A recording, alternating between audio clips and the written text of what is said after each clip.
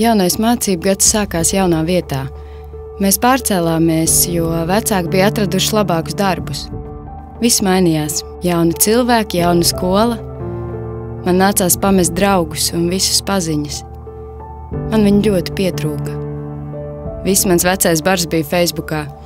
Es sūtīju viņiem skumjas sejiņas. Mēs pļāpājām stundām ilgi Facebookā, Skype'ā, bet tas vairs nebija tas. Izņemot varbūt manu labāko draudzeni Anitu. Viņa bija palikusi tāda pati. Es raizējos par attiecībām ar savu puisi Dareku. Vēl pirms manas aizbraukšanas viņš bija greizsirdīgs un uzvedās kaitinoši. Mēs joprojām bijām kopā. Viņš man atbalstīja, bet viņš arvien biežāk izturējās nejauki un rīkoja scēnas. Vēlāk viņš atvainojās un apsolīja laboties. Uzturēt attiecības no attāluma bija grūti. Mani jaunie klases biedri, viņi bija normāli. Man bija ļoti bail, ka viņi negribēs ar mani tusēt, ka nepieņems mani, bet viņi bija riktīgi normāli. Jautri, forši, atvērti cilvēki. Mēs sadraudzējāmies, un es gribēju, lai tā arī turpinās. Otrajā nedēļā kāds izdomāja sarīkot ballīti. Es nezināju, ko darīt, jo biju apsolījis saviem vecajiem draugiem, ka brīvlaikā aizbraukšu ciemos un būšu uz Anitas dzimšanas dienu.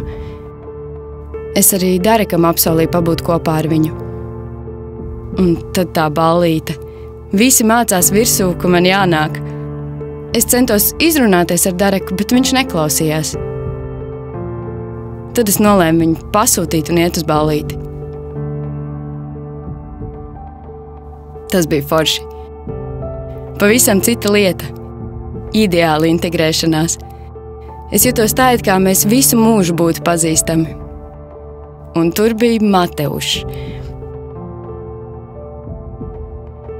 Viņš dejoja kā traks. Nekad dzīvē man nav bijis tik jautri. Taču ne visiem tas patika. Parādījās nepatīkami komentāri par to, ka lielpilsēta mani samaitājusi. Te nu bija vecie draugi. Un Dareks pat nedeva iespēju visu paskaidrot.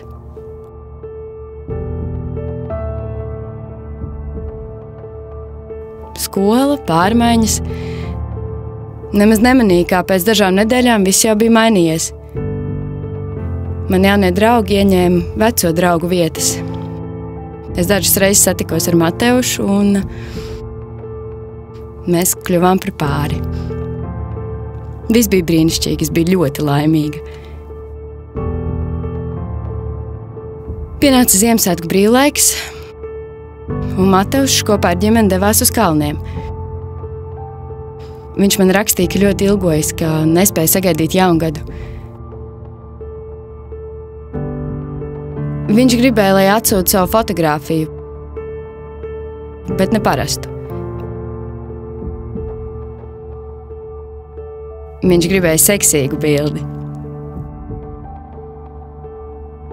Viņš man atsūtīja savējo. Es nezināju, ko darīt.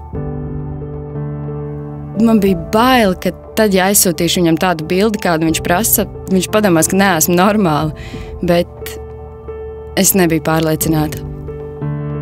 Es nofotografējos un aizsūtīju bildi Anitai, lai viņa pasaka, vai viņam tāda patiktu.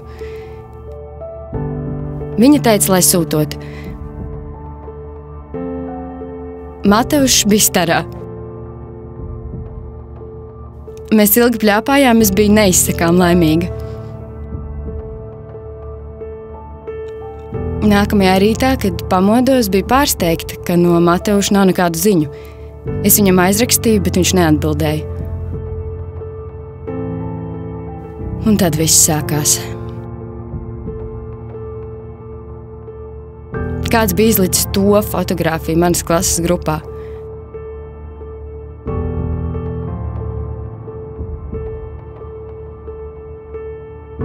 Es vēl nebiju to apskatījusi, kad parādījās jau pirmie komentāri. Mauka. Kuce. Wow, es nezināju, ka esi tik viegli pieejama. Skaisti, foršs augums un tā tālāk.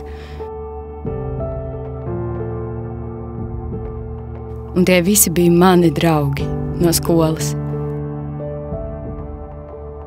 Es sadusmojos. Kā viņš varēja man to nodarīt?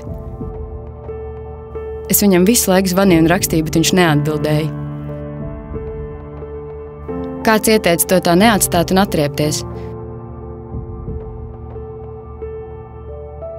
Nezinu, kāpēc es to izdarīju, bet es izliku viņu bildi netā. Tauta uzreiz uzmetās viņam. Aplēja viņu ar dubļiem. Un arī mani. Visi rakstīja, ka esam viens otru cienīgi. Skypā man piezvanīja Anita un jautāja, kas notiek. Es viņai izstāstīju, ka Mateušs ir ielicis grupā manu bildi un arī vispārējo. Viņas reakcija bija ļoti dīvaina. Galu galā viņa pateica, ka to izdarīs mans bijušais. Viņš bija paņēmis viņas mobilo un pārsūtījis sev manu fotogrāfiju. Viņam aizgāja ciet širmas un viņš izlicis bildi tīmeklī. Mateušs teica, ka esot vīlies manī. Visa mana pasaule sabruka.